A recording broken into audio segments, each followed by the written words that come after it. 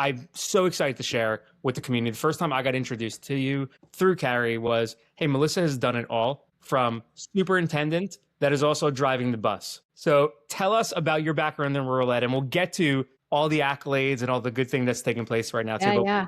we want to know the history. Okay. Well, I actually did everything but drive a bus, and that was intentional. I do not have a CDL, but I started out as a classroom teacher in a rural district on the border in Arizona, between Arizona and Mexico, in the town that I grew up in, actually, and loved it. And eventually was tapped by one of the leaders in the district that said, "Hey, have you ever thought about becoming a principal?" And at the time, I thought, why would I want to do that? But I ended up going to classes and got the certificate and stepped into an assistant principal position of a middle school. That's kind of where I've done all of my site level work, was middle school level. Loved it. And I mean, I got caught by the bug of, being able to have a bigger impact, which I really, really enjoyed. Eventually became the principal. And while doing that, ended up leading a school closure in my district. It was declining enrollment and kind of a Groundhog's Day, because this was in the early 2000s. And so the district made the decision to close the school. So as a brand new principal, only 3 years in, I had the pleasure of running a school closure and consolidation effort, because the superintendent said, you take it and run with it. You tell me when you need me to help you. And it was at the time I thought, oh my gosh, what is he doing? But it ended up being a really great lesson in the power of building a network and making sure that you're relying on the gifts of the people around you, which I couldn't have done that on my own. I had a great, great staff, and we ended up doing what we thought was best for kids and teachers and the community, and ran a pretty successful closure, which isn't always the case. And then in the process of getting my doctorate, I took some superintendency courses and ended up applying for and getting a superintendency. So I was in a single site LEA, one school in the district of 600 kids out in the middle of cows and corn, 600 square miles of really dispersed population. And I was everything. I didn't drive the bus, but I was the business manager, the federal and state grants director. I did HR. Luckily, I did have a principal, but yeah, it was all hands on deck all the time, and loved it. Really enjoyed that time. Although I was glad to step away, and I had been grooming the principal on site to take over that superintendent's position. So that was a succession plan that was successful. And she's doing great things now for the school district. So that's a little bit about me. And I'm going to pause you there because I want to jump to where you're at now, which is how all three of us really met on this. But absolutely. Carrie, before we even jump in, you've been so supportive of the Think Ring community and all the wacky stuff that we have going on here as well. And we're so eager to connect me with Melissa, which now we have amazing things going on. But Carrie, give us your background a little bit too, because it's so unique, especially in a time and day where districts are looking at what is the real KPIs, what is delivery on our purchases, and vendors are a lot of time blind, right, to these analytics and data, as opposed to just hit a quota, what does it look like, and let's pump it out from there. In this industry of declining budgets, maybe declining tech this year too, which we might see a trend from. But Carrie, give us a little bit of the thunder and story on your side. Absolutely. So started out in education, similar to Melissa, started out as a teacher, and then slowly kind of crept my way up, kept getting promoted every 2.5 to 3 years. Someone would call me, knock on the door and say, hey, you're going to go do this now. And, on my resume, people were like, oh, but it doesn't seem like you're loyal. You keep jumping around. I'm like, no, I was in the same place, same school system. I just kept getting promoted into different roles for different reasons. And each one of those roles taught me something really unique about school leadership and systems leadership, like similar to what Melissa was talking about when she said the word closure. I was like, oh gosh, I had to do a school closure before. And just the emotions that brought up when she said that word. And so I empathize with, all of our educators around the country right now with these really tough decisions where schools are closing. But eventually, after several decades in education, I got picked up right before COVID to work in tech. And so that's where I spent the last 6.5, 7 years. And it's basically, being the subject matter expert about K-12 and about education and leadership and how decisions happen and what types of schools are included in K-12, because there isn't just one type. Our parents across the country now more than ever want choice. And so being able to just translate that back to, companies and vendors who are trying to talk to, educational leaders of all types. So that's where I've been. And most recently, with closure being one of the words of the day here, you know, a closure on an end of a job created an opportunity for me to branch out and kind of do my own thing. So now I'm open to different opportunities and I'm getting to meet amazing people. But one of the things I love to do is connect people with people to do good. And so I think that's what we're doing here together today. And I hope that, you know, people that are watching, but also people that are unintendedly going to learn about this will also see the magic and say they want in. So that's why I'm here.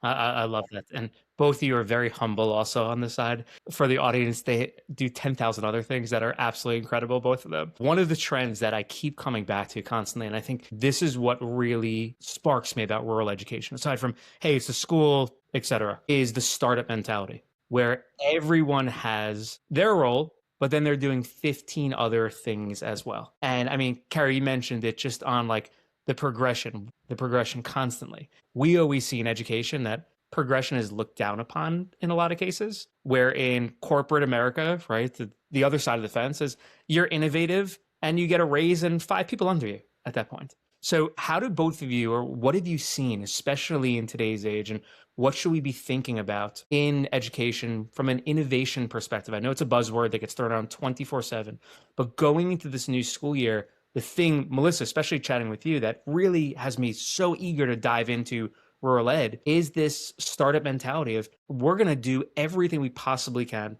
to set our community up for success.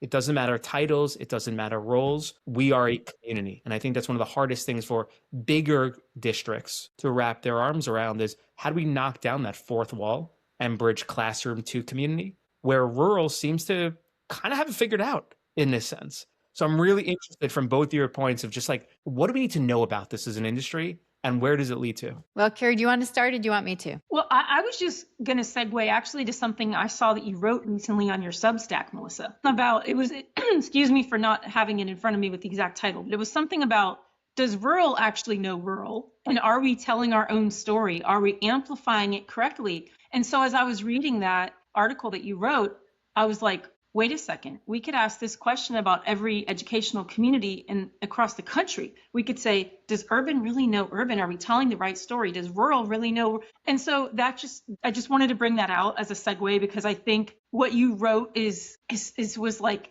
so on point, but it's the antithesis of what you think you're going to read, right? From the CEO of the National Rural Organization Association. But I think it was so key and it really made me think for the last 2 days. Like, who are we? Are we really telling this story in every type of educational community? And I think it boils down to place, space, and face, right? We have to be in each other's places and spaces and faces so we can learn how to collaborate and communicate and so we can learn how to do something impactful in our communities and tell that story so that others will join us. And sometimes in our schools, we're in 4 walls. So my goal over the last 6 years since I left an actual school system was to help leaders look up and out because you don't get to do that very often. And so I think that's really the key point here that I'm sure Melissa has a lot more to share, but just helping people look up and out and say, what else is out there? Who else is out there? Someone's funding something. Someone's doing something for innovation. What is it? How do we become a part of it? And how do we let our teachers shine and our students shine in those moments? Yeah, that's really well said. Yeah, you know, I wrote that because I had done another Substack article on, you know, does rural education really show up as something to be known in other conversations around urban issues or suburban locations? And we have to tell the stories, just like you were saying, Carrie. We have to be the ones that stand up and advocate for ourselves. And the way that you do that most effectively is you tell stories about what it is you're facing and how you're overcoming, or what the good things are that are happening that nobody seems to be able to find or source. And we talk a lot about, you know, people don't understand rural, but we also don't necessarily understand ourselves because we are not monolithic. And we get into a rut of assuming that even if we're rural, we're just like, this is rural. I stand in Arizona in the high desert country and every rural thinks and looks and acts like I do and has the same assets available to them that I do. And that's certainly not the case.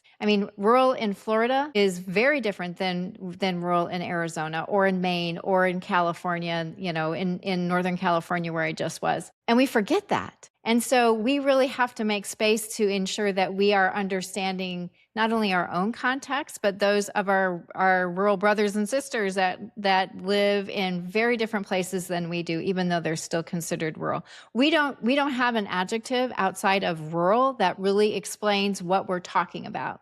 And so rural becomes this broad strokes brush that we paint everybody with. And we, even as rural advocates and rural practitioners, forget that. And when we do that, when we tell a story about rural and we don't mention that there's context there, we flatten the whole story for everybody, including ourselves. And so, Evan, you asked about, innovation. Rural innovates, and I'm going to do it myself. I'm going to flatten and then I will unflatten, I promise. But rural innovates out of necessity. And it's because there are things that we know our students and our communities need that we are going to have to provide to them. Whatever that looks like, with whatever resources or budget that we have to make sure that we are giving them the best possible education so that they are ready to tackle the world beyond our doors. And if we don't do that, we're doing them a disservice. And I can guarantee you that there is no school, urban, suburban, or rural, that wants to do less for their students than they deserve. But in a rural place, there are often issues of context. What are the assets available to you that you can stand up a dual enrollment program, or that you can have an after-school club, or that you can have technology at a one-to-one rate for all of the students in your building? And it looks different from place to place, but that constraint is what causes invention. We have to do something with what we have. So I often call it a baling wire and duct tape approach to leadership, because you're going to figure it out. And even if it looks different than the county next door is doing it, it's going to work for you and your kids with the assets that you have on hand. So I'm going to pressure on this one too, and there's so much to unpack on that. But what is the unlock? And it's not from the physical resources ever, right? Because that's the innovative mindset. It's a growth mindset of a leader. What's the unlock from a mentality perspective? I think you have to really start with having an understanding of where you sit. What is your context? Have you done an assessment of your assets in your community? Have you done a community asset map? Do you know what's available to you? Do you have a goal? It's that simple. Do you know what it is you want to produce or where you want your students to land? So it's thinking about constraint in a proactive way, a forward-thinking way. And that's not something that is necessarily intuitive. I think that you kind of have to bumble your way through it a few times before you figure out, okay, I need to look at it differently. I had a special education opening as a superintendent that we posted, and then we posted, and then we posted, and nobody ever applied. And I thought, well, if I post it somewhere else. So, we looked at other places we could post it. It's like, eventually you got to go, okay, that's not working. This is a different approach here that's needed. And so we looked internally and found a candidate that we could grow your own. And she ended up becoming a great special education teacher. I had to look at it differently. And so, all leaders, I don't care what their locale is, they need to ensure that they are looking at all angles of a problem. Don't sit at one particular spot within the problem and think that you're going to solve it cohesively and in the best way possible. Open up your thinking, push out that fourth wall as you're talking about, bringing other people to the conversation. Have you involved other stakeholders in the community that need to be at that table to have that conversation? So it's looking at leadership a little bit differently. So on that side, and I want to keep pressing this one. And this is why I love these conversations, because you never know where these things are going to go. But on that side of it, one of the things that we're hearing from so many leaders, Garrett and I were at a workshop the other day doing this, and it's this, I don't want to say fear, but it's almost this fear of failure in a sense. Yeah. And this fear of failure that's passed on worse to our kids. And the reference that I keep going back to is we live in this highlight reel of humanity. Meaning everyone goes home, they open up their phones and they go like this, right? And all I'm looking at is the best of someone's life. It's not real. No one's on vacation like that all the time. No one's eating that incredible dinner or getting that amazing workout and glistening, right? Like this is not real stuff here. So yeah, 3 pictures to make sure I didn't have double chins in one. Right, yeah, exactly right. Well, Melissa, you also forgot the editing tools on the background that took 45 minutes on that. Exactly right. Filters. One of the things that we're constantly pressing is like our kids are living in this world, which I think that's where the anxiety, the depression, like that's where the mental health really comes in, that most people are just brushing under the rug of like, nah, it's okay, right? Like this is life, and it's not. Like we've never had that before. The kid that doesn't feel comfortable going to school never gets a break because they go home now and it stays with them, social media. So when all of us were in school, it was off. The final bell, whether we liked it or not, maybe you go to the park, maybe you go to play dates and hang out, but like it's over for the day. There's no connection there. So one of the things that we keep pressing on, especially from a leadership perspective, is be open with your failures. Yeah. And like this failure mindset is a really good thing. We saw this one corporate company recently, and they had a director of failure at their organization. I I thought it love was that. the best position possible. And all that is like innovation director, right? That's really what it means, because all we're doing is if we fail, we have to learn from it and hopefully not make the same mistake. Yeah. So on that side of it, from a leadership perspective, and Carrie, I'm going to double down on you after on this one, but what does that look like, Melissa, in rural communities when everything's exposed, right? For the most part, like what you're seeing is there. Like, how is failure embraced in those communities that you've been a part of and that you're working with as well now? Yeah, and you're right. There's a flat org chart and everything is very transparent. You can't hide in a rural place. Failure is data, and framing it as data. Okay, that didn't work. Let's try it again. And ensuring that people understand that it is okay to fail, and being the first one to say, okay, I'll go first. I'm the leader. I'm going to go first, and I'm going to expose the mistakes that I've made because I want you to feel comfortable exposing your own. So showing people how it's done, I think, is really important. And that's what we like to call it humanizing, right? On our side. How do we humanize education? Carrie, I'll flip it over to you because you come at this from a very unique perspective of understanding classroom, but also understanding vendor and conversation between both. And one of the things I referenced earlier, and we're seeing this 24/7 in our rural communities, in our urban communities, in our suburban communities, is the money is tight right now, right? I mean, like it is really there. People are struggling. What do we need to think about? But on a vendor side, and I always relate this previously before Thinkering, running Beluga, big ed tech company, we scaled it globally at that point. The first contract we ever got, I remember that. I won't say the state or the district because I'm not going to throw them under the bus on that side. But we're sitting in this room. We know nothing about nothing, right? Like we have a fun product that we think is going to work at that point. No data to back it. Someone believed in us, and I greatly appreciate them. But after the meeting was over, we got the contract, $10,000. I thought I was rich at the time, right? Like we're going to kill it with this one. But on that side of it, I asked them, what does success look like? And I'll never forget what they told me. They said, well, if our teachers use this, and I've never told the story publicly, so here we are, guys. But on that side of it, they told me word for word, if our teachers use this 5 times a year, it's a success. 5 times, we're an everyday product. This isn't like a 5 time a year thing. So it was like, okay, well, we could do that, right? This isn't that difficult. Flash forward 15 years later, ultimately now, and we're in this time when we saw the ESSER funds happen. Everyone was going like this, right? Money, it was liquid, and we bought every tool under the sun. And now we're at this point, especially in rural communities, when resources are so important. And landing the right vendor, the right partner, the right speakers are so important.